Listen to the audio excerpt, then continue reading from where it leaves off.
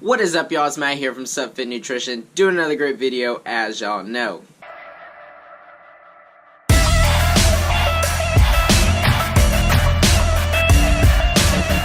Alright, so if you read by the video title, we are going to work out with Charles Barney today. He is an IFBB pro. We are going to the Charleston Air Force Base to work out, so we are going over there. We're going to smash a workout. I'm also going to do a Q&A with him, so just stay tuned for all that. We are going to kill a workout. I am currently eating right now.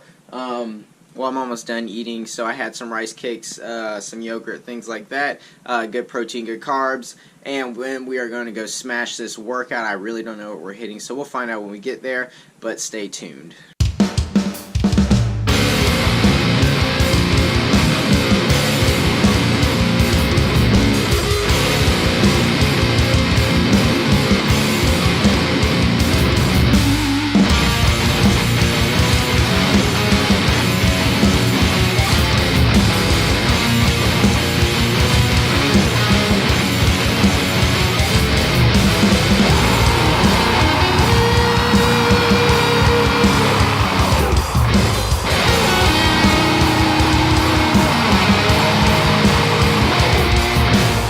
Alright, what is up, guys? This is Matt here, and I am here with Mr. IFBB Pro Charles Barney Jr. And so we are going to do a small Q&A, just ask him some questions and things like that, and just kind of get his thoughts on a couple things. My first thing is, what motivated you to become a pro bodybuilder, or just get into bodybuilding? I always lifted. My dad got me into lifting like when I was really young. He used to take us to the police department gym, so I've grown up in law enforcement too.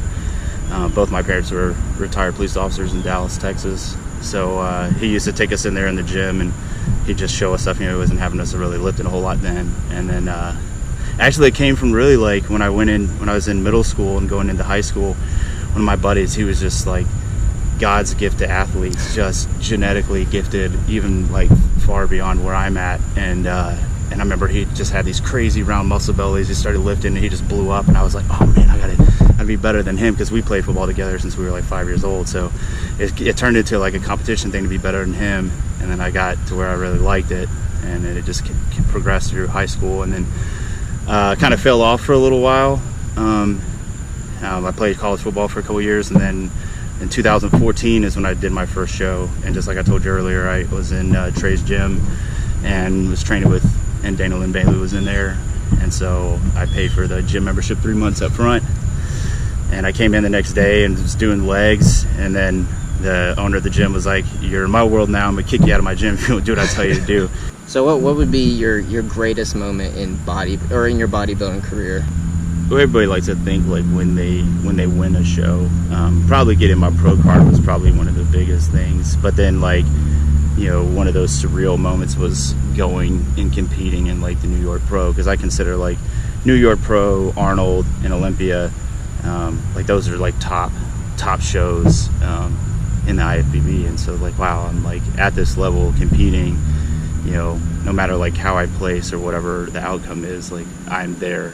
And so I think that was really good too. But probably like my second show, like I was telling you earlier, like when I got to just take a year off and really just train and do bodybuilding and focus on that, it's probably one of my better looks. How is it like being on prep and being like a dad and a police officer at the same time? It's really challenging, because I want to be just as good as a father as I am, or even more so than I am as a competitor and everything else. So, you know, trying to find that balance, and honestly, because my wife, like, she holds it down, she puts it all together.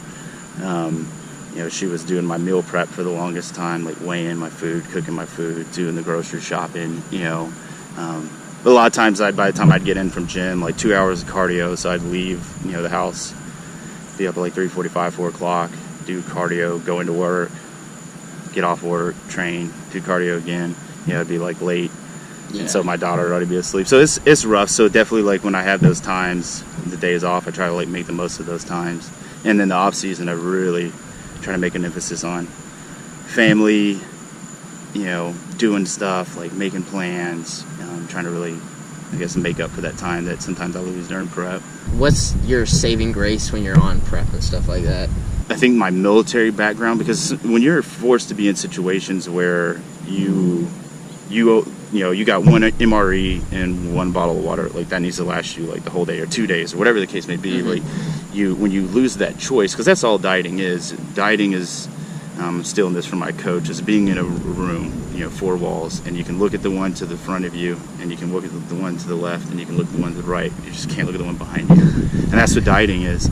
And I think once you've been in those situations to where you're like, you have no choices and choices taken away, it's a lot easier. Getting on to like some more personal things, what's your favorite thing to do in the free time besides working out and things like that? So I'm big into cars. I got a old school bobber chopper, and I got a 600 horsepower Mustang. Oh man.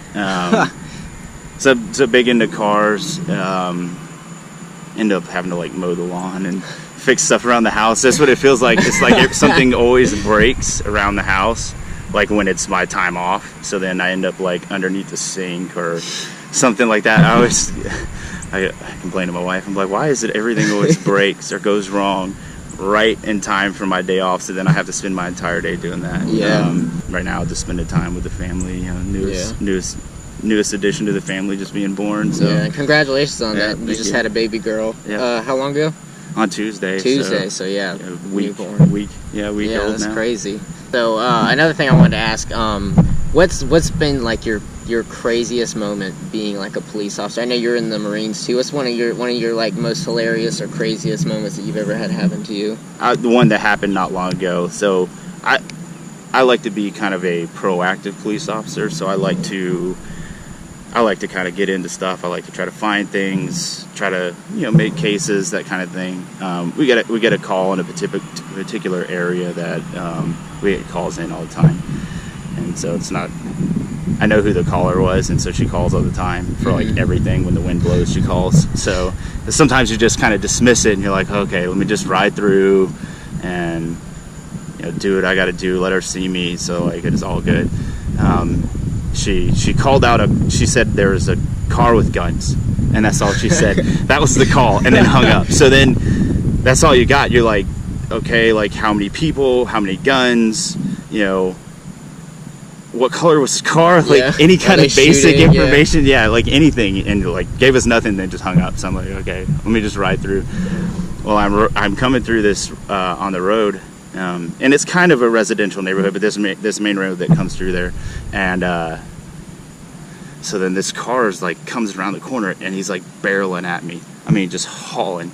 I mean, it's probably 35 miles per hour on this road, and they're probably doing like 70. Gosh. And I was like, oh.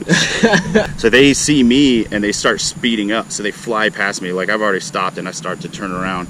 Well, I'm trying to key up, but with the way the radios work is when one person's keyed up, the other person can't get a transmission across, so nothing is going through.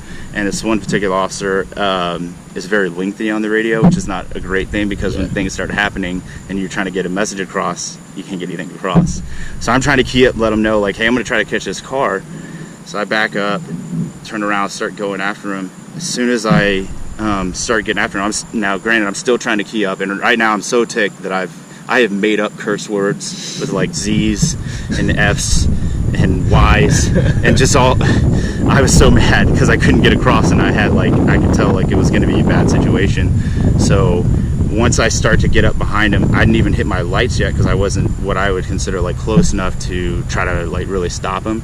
They flew down this dirt road, lost control of the car, flew across this embankment, went up in the air, hit a tree, flipped over, and landed back in the road, like all in front of me. And I'm glad I couldn't key up then, because like when I saw the car was in the air, I was like, holy shit. So then the car smashes, it's upside down, and it bounced off the tree in the air. It was ridiculous. And then one of the guys gets out, and he like falls down, he starts stumbling, running away. The other guy comes from around the car, and I was able to grab him and chunk him down, and the car was on fire and the frame was all bent up. Dang. So I'm like, I get him in cuffs, and I'm like pulling him away from the car, and then I was able finally, once I got him in custody, that's a long time period, I was able to finally like key up and like, hey, send everybody, send everyone you got. Well, Charles, I think that's all the questions I have for you. I want to thank you again for letting me work out with you. Yes, sir. And thank you. Just answering all these questions. So I'm gonna wrap the video up right here, guys. I want to thank y'all all for watching. Don't forget to go like my stuff up, comment, subscribe. Y'all be cool, and remember, lift is life. Yeah, I'm on my night job, times getting hard, so we moving day to day. Fuck with niggas trying to say to me, please. Things have never been so crazy.